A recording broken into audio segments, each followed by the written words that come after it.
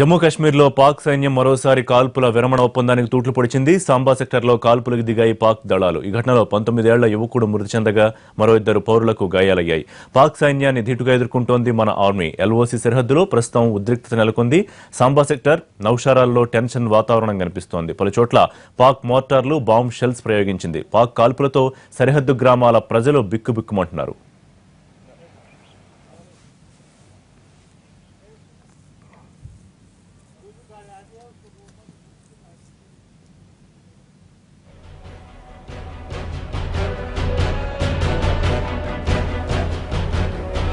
Surgical strikes తర్వాత బుద్ధి మార్చుకొని పాకిస్తాన్ మరింత రెచ్చిపోతోంది. పాక్ దాడులను సమర్థంగా తిప్పికొడుతోన్న భారత్ సైన్యం పాక్ రేంజర్లను హతమార్చడంతో నిప్పులు తొక్కిన కోతిలా చిందులేస్తోంది. నియంత్రణ రేఖ వెంబడి బీఎస్ఎఫ్ పోస్టులతో పాటు పౌర ప్రాంతాలపై కూడా వెచ్చలవిడిగా కాల్పులు జరుపుతోంది. పలుచోట్ల కాల్పుల ఉల్లంఘనకు పాల్పడింది. సర్జికల్ స్ట్రైక్స్ తర్వాత పాక్ వైపు నుంచి దాడులు ఎక్కువయ్యాయని బీఎస్ఎఫ్ వర్గాలు చెబుతున్నాయి. అప్పటి నుంచి ఇప్పటి వరకు 60 సార్లు కాల్పుల విరమణ ఒప్పందాన్ని ఉల్లంఘించింది పాక్.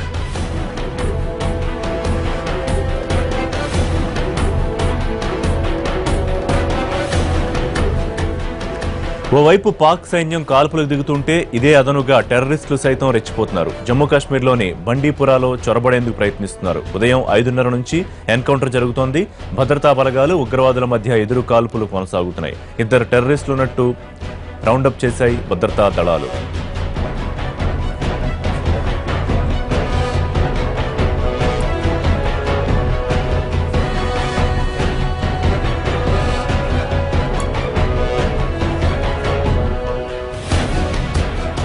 జమ్మూ కాశ్మీర్లో పాక్ సైన్యం దాడులకు సంబంధించి పూర్తి డీటెయిల్స్ మా ఢిల్లీ కరెస్పాండెంట్ ప్రసాద్ అందిస్తారు. ప్రసాద్, మళ్ళీ తాజాగా కాల్పుల విరమణ ఒప్పందం, ప్రస్తుతం పరిస్థితి సంబంధించి పూర్తి డీటెయిల్స్ ఏంటి?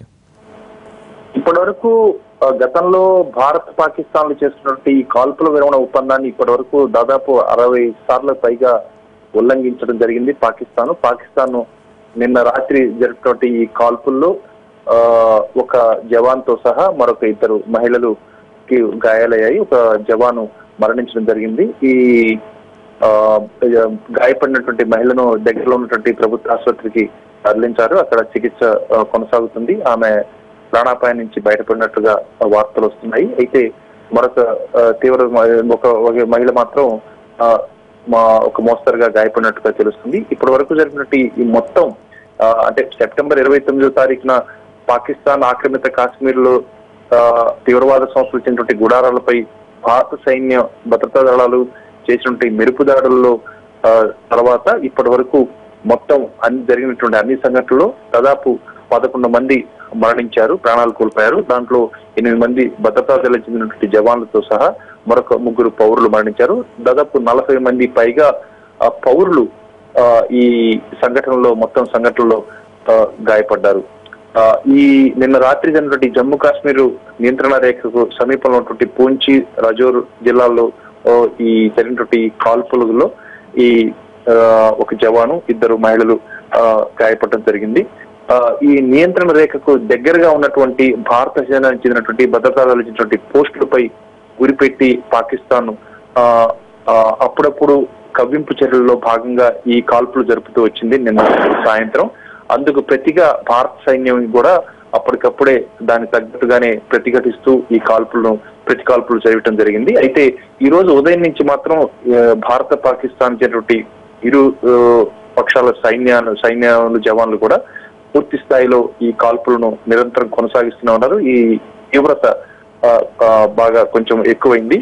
అయితే నిన్న రాత్రి 9 గంటల నుంచి అంతర్జాతీయ సరిహద్దు రేఖ వద్ద మాత్రం నిశ్శబ్దం రాజ్యం వెళుతుంది. అక్కడ ఉన్న ఆ అంతర్జాతీయ సరిహద్దు రేఖ అవతల వైపు ఉన్నటువంటి పాకిస్తాన్ రేంజర్స్ అక్కడ కాల్పులను ప్రస్తుతానికి విరమించారు. అయితే నియంత్రణ రేఖ వద్ద మాత్రం ఈ కాల్పులను ఉధృతం చేశారు. వాళ్ళంతా కూడా 120 mm, అదేవిధంగా 108 mm ఆటోమేటిక్ రైఫిల్స్ తో ఈ కాల్పులు జరుపుతున్నారు.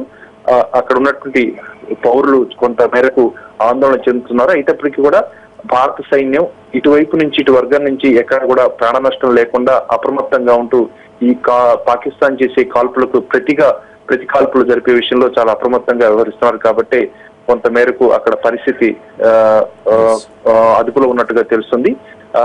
పాకిస్తాన్ నుంచి తీవ్రవాదులు భారత్ లోకి చొరబడేందుకు చేస్తున్న ప్రయత్నాలను భారత సైన్యం, భారత భద్రతా దళాలు, బోర్డర్ సెక్యూరిటీ ఫోర్స్, సరిహద్దు భద్రతా దళాలు కూడా తీవ్ర స్థాయిలో ప్రతిఘటిస్తున్నారు.